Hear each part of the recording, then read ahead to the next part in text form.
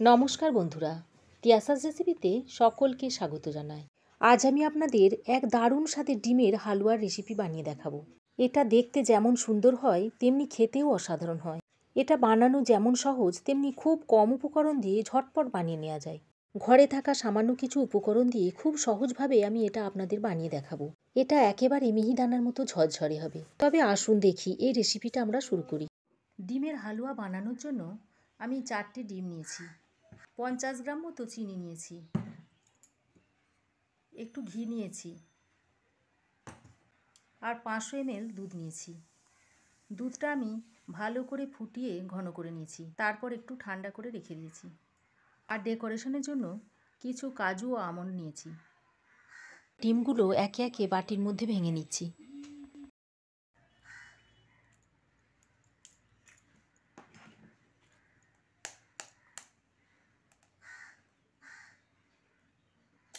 চারটে ডিমই আমি এই বাটির মধ্যে ভেঙে নিয়ে নিচ্ছি।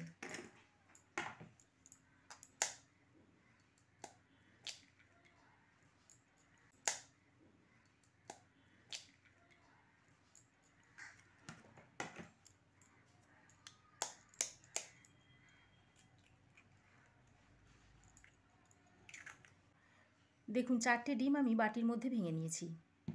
এবার এই ডিম চারটেকে একটু ভালো করে বিট করে নিতে হবে।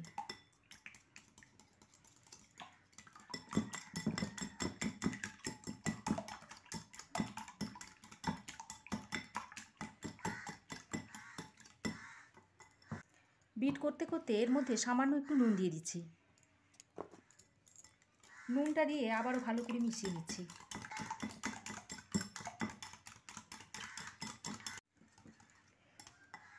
দেখুন, 4টে ডিম আমি খুব ভালো করে বিট করে নিয়েছি।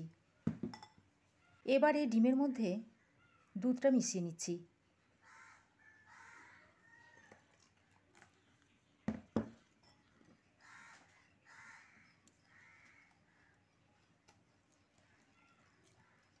পাঁচশো ml দুধটা সমস্তটাই মিশিয়ে নেব।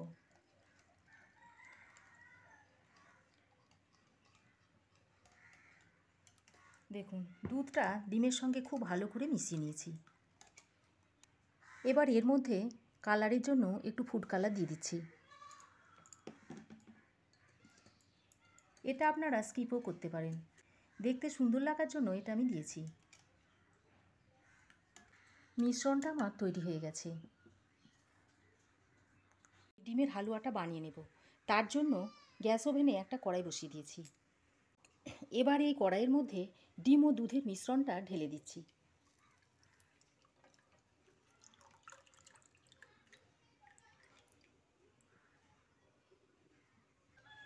তারপর অনবরত নেড়ে যেতে হবে। এ সময় গ্যাসের ফ্লেমটা লো টু মিডিয়ামে রাখতে হবে। এইভাবে অনবরত নাড়তে নাড়তে দেখবেন ডিমের গোলাটা আস্তে আস্তে দানা বাঁধতে শুরু করবে।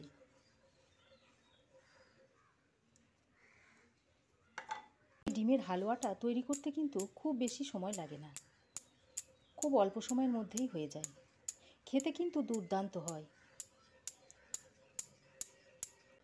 এই মিশ্রণের মধ্যে আপনারা খোয়া ক্ষীরও ব্যবহার করতে পারেন। আমি যে দুধটা এখানে ব্যবহার করেছি সেই দুধটা খুব গাঢ় করে ফুটিয়ে রাখা ছিল, তাই আমি এখানে আর খোয়াটা দিইনি। আমি এখানে 4টে ডিম দিয়ে হালুয়াটা বানিয়ে দেখাচ্ছি। আপনারা আপনাদের প্রয়োজন মতো ডিম ও চিনি দিয়ে এই হালুয়াটা বানিয়ে নেবেন।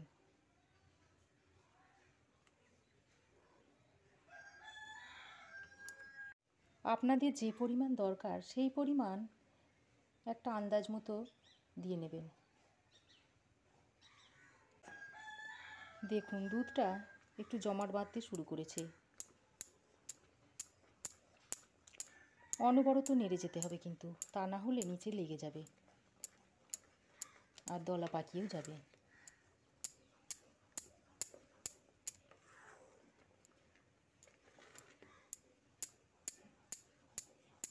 আজকের এই ডিমের হালুয়াটা আমি একেবারে মিহিদানার মতো করে বানিয়ে দেখাবো।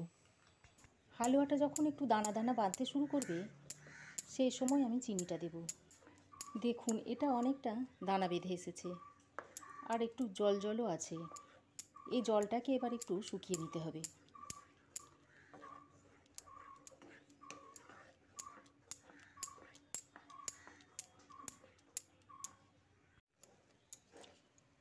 দেখুন ডিমটা অনেকটাই দানা বেঁধে গেছে।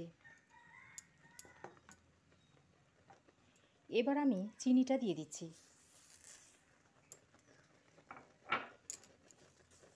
আপনারা যদি আরও মিষ্টি খেতে চান তাহলে আরও চিনি অ্যাড করতে পারেন। চিনিটা দিয়ে খুব ভালো করে মিশিয়ে নিচ্ছি। তারপর জলটা শুকিয়ে আসা পর্যন্ত এভাবে অনবরত নেড়ে নেড়ে একটু রান্না করে নিতে হবে।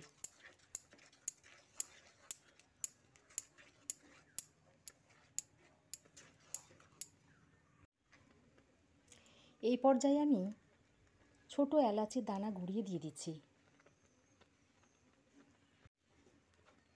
এলাচ গুঁড়োটা দিলে ডিমের গন্ধটা আর থাকবে না। ডিমের গন্ধ কাটানোর জন্যই এলাচের গুঁড়োটা দেওয়া। আপনারা এখানে কোনো সুগন্ধিও ব্যবহার করতে পারেন। দেখুন জলটা অনেকটাই শুকিয়ে এসেছে, আর দেখতে দেখুন একেবারে মিহিদানার মতো হয়েছে।